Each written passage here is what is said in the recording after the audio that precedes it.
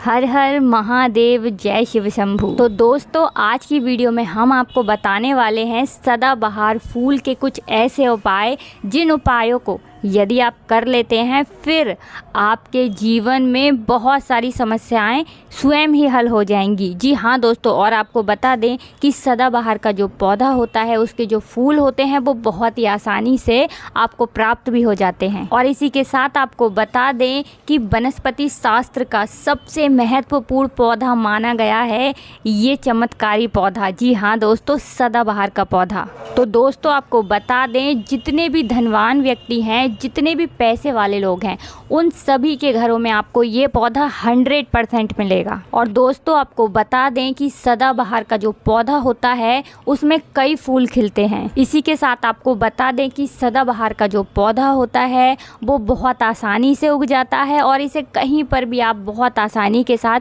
उगा सकते हैं। दोस्तों, आपको बता दें, सबसे बड़ी बात कि ये जो सदाबहार के रंग बिरंगे फूल है ना, ये आपकी किस्मत को बदल देंगे, आपकी किस्मत को रातों रात चमका देंगे। जी हाँ दोस्तों, जिस तरह से ये रंग बिरंगे फूल होते हैं और जैसे ये रंग बिरंगे कलर के होते हैं, उसी तरह से ये तुम्हारी ज़िंदगी में भी रंग बिरंगे रंग भर देंगे। दोस्तों, आप एक बार इस पौधे के उपाय को ज़रूर आजमा कर देखें और इसके लाभ भी आप स्वयं देख लेंगे। अगर आप भी अपने जीवन में बहुत मेहनत करते हैं, बहुत प्रयास कर रहे हैं ज़िंदगी में सफल होने का, मगर सफल नहीं हो पा रहे हैं, बार बार आपको असफलता का मुंह देखना पड़ रहा है, आप बार बार निराश हो रहे हैं, तब तो आपको यह उपाय ज़रूर ही कर लेना चाहिए। अगर कोई व्यक्ति कोई अपना व्यापार शुरू करता है, कोई काम शुरू करता है और अगर उसे उसमें नुकसान होने लगे और उसका वो व्यापार ना चले, तो व्यक्ति बहुत परेशान हो जाता है और वो सोचने लगता है कि अब इस व्यापार को मैं बंद ही कर देता हूँ,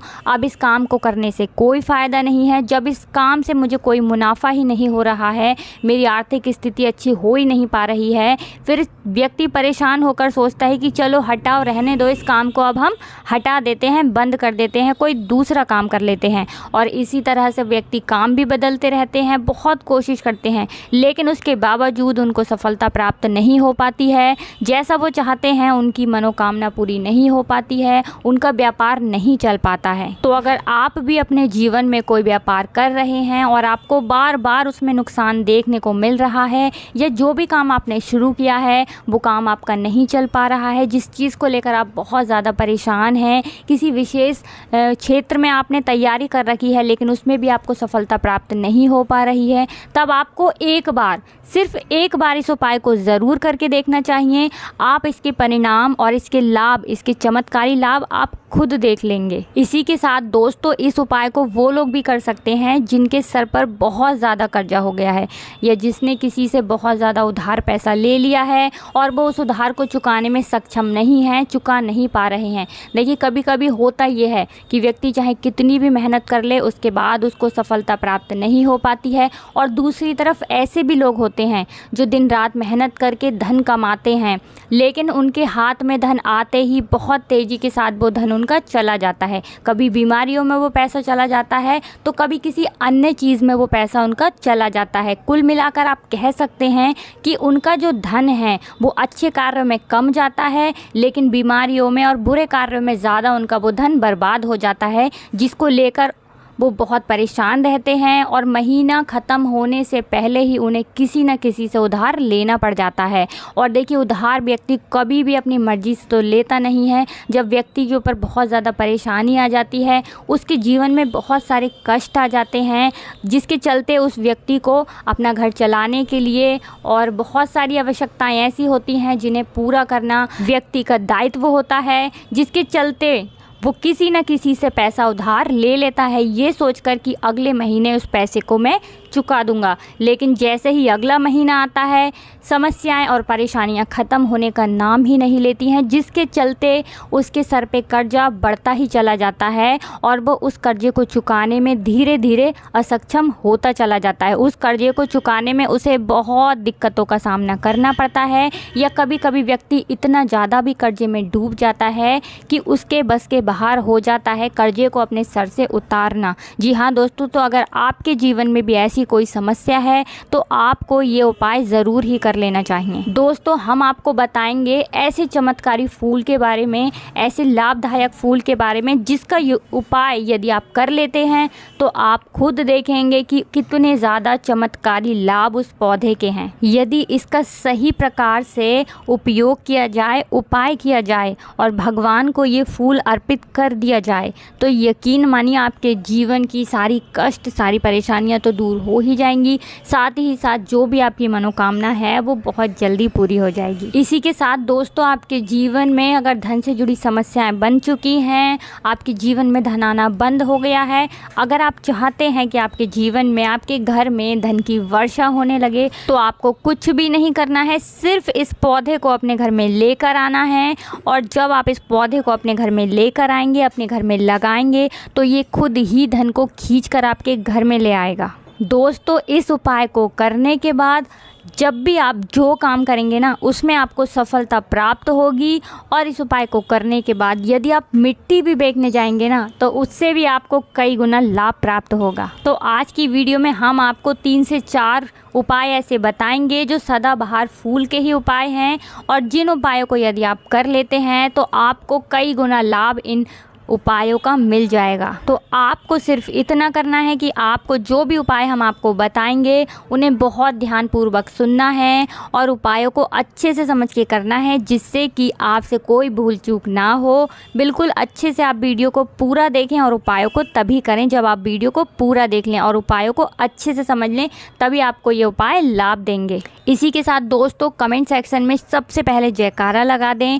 आप चाहें तो अपने इष्ट देव का जयकारा लगा दीजिए, किसी का भी आप जयकारा लगाएं, लेकिन जयकारा ज़रूर लगाएं। और अगर आप हमारे चैनल पे पहली बार आए हैं तो चैनल को ज़रूर सब्सक्राइब कर लें और वीडियो को लाइक ज़रूर कर दें। तो चलिए जल्दी से हम आपको बता देते हैं कौन कौन से हैं वो उपाय। देखिए, ये तो आप सभी जानते हैं कि संसार में बहुत तरह के वृक्ष पाए जाते हैं और सभी वृक्षों का अलग अलग महत्व होता है। उन्हीं में से कुछ पेड़ पौधे, कुछ वृक्ष ऐसे होते हैं जो देवी तुल्य होते हैं। मतलब कहने का है कि जिन्हें देवी का दर्जा प्रदान किया गया है, जिन्हें देवताओं का दर्जा प्रदान किया गया है। जैसा कि आप जानते हैं, तुलसी का पौधा हो गया, पीपल का वृक्ष हो गया, बट वृक्ष हो गया, ये सभी बहुत पूजनीय पौधे माने गए हैं। तो आपको बता दें कि कुछ वृक्ष ऐसे होते हैं जिनमें दैवीय शक्ति होती है, जिनके अंदर बहुत अलौकिक चमत्कार होते हैं। अगर बात कर लें पीपल के पेड़ की तो उसमें साक्षात श्री हरि विष्णु का वास माना गया है और समस्त देवी देवताओं का वास भी पीपल के पेड़ के अंदर माना जाता है।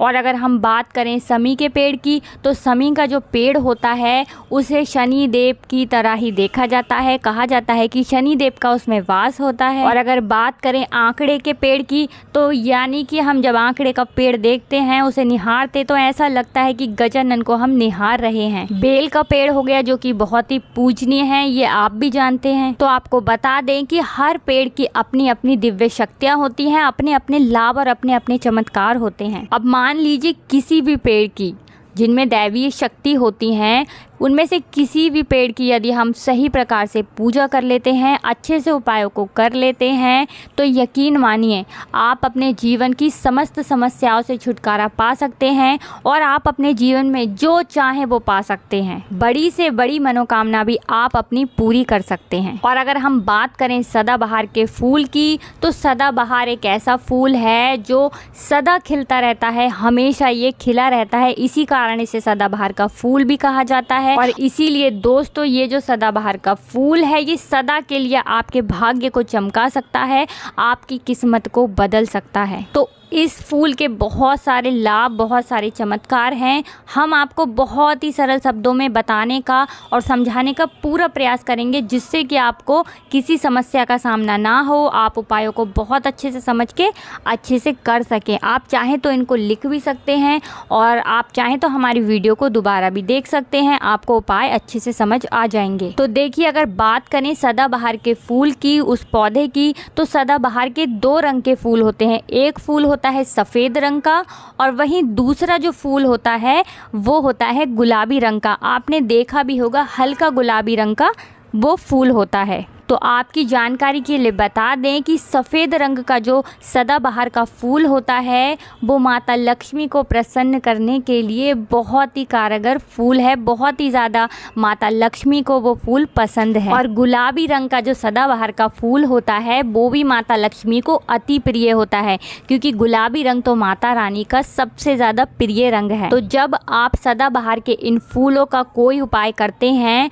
तो इसका मतलब है कि धन खींचने की चाबी आपने अपने पास रख ली है, धन खींचने का पौधा अब आपने अपने घर पर लगा लिया है। इसी के साथ दोस्तों आपको बता दें कि शिव जी को सफ़ेद रंग का जो सदाबहार का पुष्प होता है, जो फूल होता है, शिव जी को सफ़ेद रंग का सदाबहार का पुष्प बहुत ज़्यादा प्रिय होता है। यदि आप इस सफ़ेद रंग के पुष्प को शिव जी को अर्पित करते हैं तो आपके जीवन की बहुत सारी समस्याओं से आपको छुटकारा मिल जाएगा और आपके जीवन में जो भी राहु केतु का दोष है वो भी पूरी तरह से समाप्त हो जाएगा। तो जब भी आप इस सफ़ेद रंग के पुष्प को शिव जी को अर्पित करें या माता रानी को अर्पित करें तो आप अपनी मनोकामना बोल दें, आपकी कैसी भी मनोकामना है वो ज़रूर पूरी हो जाएगी। और यदि आप इस सफ़ेद रंग के पुष्प को शिव जी को अर्पित करते हैं तो शनि देव भी आपसे बहुत प्रसन्न होते हैं। अगर आपके पास सदाबहार के पुष्प हैं, आपके घर में कोई पौधा लगा है तो बहुत अच्छा है, लेकिन अगर आपके घर में सदाबहार का फूल नहीं है,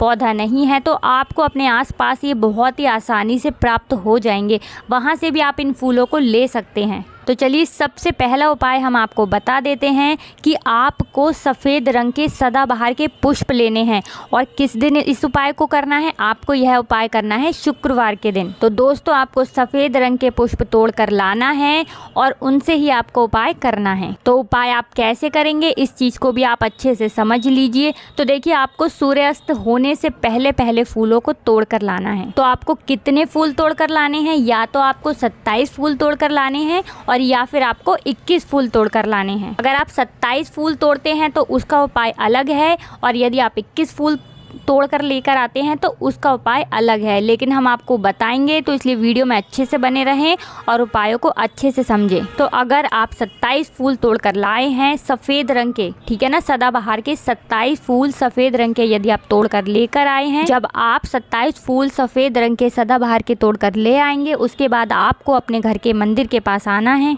और आपको लेना है एक दिया और लंबी बाती का आपको एक दीपक जलाना है। दीपक आप घी का जला सकते हैं। उसके बाद आपको एक लाल रंग का छोटा सा कपड़ा लेना है और लाल कपड़ा वहां मंदिर में आपको बिछा देना है। अब आपको मौली के धागे से लपेट कर इन फूलों की माला बना लेनी है। तो आपने जो 27 फूलों की माला बनाई है उस माला को आपको माता लक्ष्मी को अर्पित करना है, उनको पहनाना है। लेकिन जब आप ये माला पहनाएंगे उससे पहले आपको 27 बार लक्ष्मी मैया के किसी भी मंत्र का जाप करना है। अगर आपको कोई मंत्र याद नहीं है तो आप बहुत सीधा सरल सा मंत्र ओम महालक्ष्मी नमः, इस मंत्र का 27 बार जप कर लें। उसके बाद आप माता रानी को ये माला अर्पित कर दें। उसके बाद आपको माता रानी को कुमकुम या हल्दी का तिलक लगाना है और उसके बाद आपको महालक्ष्मी चालीसा का पाठ भी करना है और फिर उसके बाद आपको माता रानी की आरती करनी है। इस बात का ध्यान रहे कि जब आप चालीसा कर लेंगे उसके बाद आपने जो लाल कपड़ा लिया है उस पर आपको हल्दी से एक स्वास्तिक बनाना है और उस लाल कपड़े पर आपको जो स्वास्तिक आपने बनाया है उस स्वास्तिक के ऊपर यदि आपने 21 फूलों की माला माता रानी को अर्पित करी है तो 21 चावल के दाने आपको उस स्वास्तिक पे रखने हैं, और अगर 27 फूलों की माला आपने माता रानी को अर्पित की है तो 27 ही चावल के दाने आपको उस स्वास्तिक पर रखने हैं। लेकिन ध्यान रहे कि चावल बिल्कुल भी टूटा फूटा खंडित नहीं होना चाहिए। और जब आप चावल स्वास्तिक पर डालेंगे तब भी आपको ओम महालक्ष्मी नमः का जप भी करना है। इसके साथ ही साथ अब जो माला आपने माता रानी को अर्पित की थी वही माला आपको इस स्वास्तिक के ऊपर रख देनी है। अब इसके बाद आपको माता रानी के मंदिर से सिंदूर लेकर आना है और आप चाहें तो घर का सिंदूर भी रख सकते हैं। अब आपने जो माला रखी है उस लाल कपड़े पे उस माला पर आपको वो सिंदूर छिड़क देना है। अब इसके बाद आपको उस लाल कपड़े की पोटली बना देनी है और इसके बाद दोस्तों आपको उस पोटली को उसी दिन, ठीक है ना, शुक्रवार के ही दिन रात्रि के समय में उस पोटली को रख देना है अपने धन रखने वाले स्थान पर, अपनी तिजोरी में। दोस्तों आपको बता दें, यह उपाय आपको रात्रि के समय करीब 8 बजे के आसपास आपको करना है। वैसे तो आप सूर्यास्त के बाद कभी भी इस उपाय को कर सकते हैं, मगर आप 8 से 9 के बीच करते हैं तो बहुत ही उत्तम रहेगा। अगर आप 21 माला का उपाय ये कर रहे हैं तो आपको यह उपाय लगातार 5 शुक्रवार को करना है। मतलब एक शुक्रवार कर लिया, फिर उसके बाद दूसरे शुक्रवार कर लिया, तीसरे कर लिया, चौथे कर लिया, 5वें, लगातार जो शुक्रवार पड़ेंगे 5 शुक्रवार तक आपको लगातार इस उपाय को करना है। और यदि आप 27 फूलों वाला उपाय कर रहे हैं तो आपको लगातार 4 शुक्रवार करना है। तो देखिए उपाय, चाहे आप 4 शुक्रवार कर रहे हैं या 5 शुक्रवार कर रहे हैं, आप इस बात का ध्यान रखें कि आपको अलग अलग पोटली नहीं बनानी है। आपने जो सबसे पहली पोटली बनाई है उसी पोटली को आपको लेना है। माला तो आपको हर बार नई लेनी है, चावल भी आपको हर बार नए लेने हैं, लेकिन उसी पोटली के अंदर आपको उन सारी चीज़ों को रखते चले जाना है। अब देखिए 5वां जो शुक्रवार होगा, चाहे 5 शुक्रवार आप ये उपाय कर रहे हैं या 4 शुक्रवार कर रहे हैं, तो जो 5वां शुक्रवार होगा उस 5वें शुक्रवार को आपको इस पोटली को लेना है और आपके घर में जहाँ पर भी मिट्टी हो, मान लीजिए आपके घर में कहीं पर भी मिट्टी है तो वहाँ पर आपको इसको मिट्टी में दबा देना है। और अगर मान लो आपके घर में मिट्टी कहीं पर भी नहीं है, पूरी जगह पर आपका फर्श है, तब आपके घर में गमला तो ज़रूर होगा, तो आप इसे गमले में दबा दीजिए। और आप इस चीज़ का पूरा ध्यान रखें कि आपको पोटली को पूरी तरीके से नहीं दबाना है। आपने पोटली के अंदर जो माला रखी थी, जो चावल रखे थे, उन चीज़ों को आपको मिट्टी के अंदर डालना है। कपड़े को आपको मिट्टी के अंदर नहीं डालना है, जो लाल कपड़ा लिया है उसको आपको नहीं डालना है। तो दोस्तों ये उपाय बहुत आसान है, बहुत ज़्यादा कठिन उपाय नहीं है। और यदि आप इस उपाय को कर लेते हैं फिर आपके जीवन में धन से जुड़ी जो भी समस्या है वो तो समाप्त हो ही जाएगी। आपके जीवन में धन आने के बहुत सारे मार्ग भी खुल जाएंगे, बहुत सारे रास्ते आपके जीवन में खुल जाएंगे जहां से आपको धन प्राप्त होता रहेगा। और जो धन आपको प्राप्त होगा उसमें निरंतर आपको वृद्धि भी देखने को मिलेगी। और आपको बता दें, इस उपाय को करने से आपके घर में स्थिर लक्ष्मी का वास होगा। तो देखिए यदि आप 5 शुक्रवार वाला उपाय कर रहे हैं, 5 शुक्रवार वाला, तब तो आपको छठे दिन ये प्रक्रिया करनी है, छठे शुक्रवार को। और यदि आप 4 शुक्रवार वाला उपाय कर रहे हैं तो आपको 5वें शुक्रवार वाले दिन इस प्रक्रिया को करना है, ठीक है ना। इस बात को आप पूरी तरह से समझ लीजिए। तो दोस्तों ये तो था पहला उपाय जो हमने आपको बताया, बहुत सरल शब्दों में हमने बताने का पूरा प्रयास किया है। अगर आपको फिर भी समझ में नहीं आया है तो आप कुछ भी हमसे कमेंट सेक्शन में पूछ सकते हैं। तो अगर आपने अभी तक हमारी वीडियो को लाइक नहीं किया है तो गाइस प्लीज़ वीडियो को लाइक कर दीजिए और कमेंट सेक्शन में जयकारा ज़रूर लगा दीजिए। तो चलिए अब बात कर लेते हैं दूसरे उपाय की। अगर मान लीजिए आपकी कोई विशेष मनोकामना है और आपकी कोई मनोकामना आप चाहते हैं कि पूरी हो जाए और बहुत लंबे समय से, बहुत ज़्यादा वक्त से आपकी वो समस्या बनी हुई है, आपकी कोई मनोकामना है जो पूरी नहीं हो पा रही है, तो आपको ये सरल सा उपाय ज़रूर कर लेना चाहिए। चाहे आपकी कैसी भी मनोकामना हो, जैसे मान लीजिए आपके जीवन में संतान सुख आपको प्राप्त नहीं हो पाया है और आप चाहते हैं कि आपको संतान की प्राप्ति हो जाए, या फिर आप एक अच्छे जीवन साथी की कामना करते हैं, आपके विवाह से जुड़ी कोई समस्या है, धन से जुड़ी कोई समस्या है। कहने का मतलब है कि हर प्रकार की समस्या का उपाय है ये एक छोटा सा उपाय। तो दोस्तों ये उपाय बहुत ही ज़्यादा खास उपाय है। क्यों? क्योंकि ये आपकी हर प्रकार की समस्या को समाप्त करता है और आपकी जो भी मनोकामना है उसे पूरी करता है। इसलिए ये उपाय बहुत ही ज़्यादा खास हो जाता है, इसका महत्व बहुत ज़्यादा बढ़ जाता है। तो इस उपाय को करने के लिए आपको लेने हैं सदाबहार के 9 गुलाबी रंग के फूल, ठीक है ना। हम आपको फिर से बता देते हैं कि सदाबहार के गुलाबी वाले फूल आपको 9 लेने हैं और इसी के साथ आपको तांबे के पात्र में, तांबे के लोटे में जल लेना है। और यह उपाय करना है आपको सोमवार के दिन। तो यह उपाय आपको सुबह के समय करना है। सुबह जल्दी उठकर स्नान आदि करने के बाद आपको स्वच्छ वस्त्र धारण करने हैं और तांबे के लोटे में आप पूरा जल भर लीजिए और उस तांबे के लोटे में आप उन फूलों को डाल दीजिए, जो 9 फूल आपने लिए हैं, गुलाबी रंग के सदाबहार वाले फूल।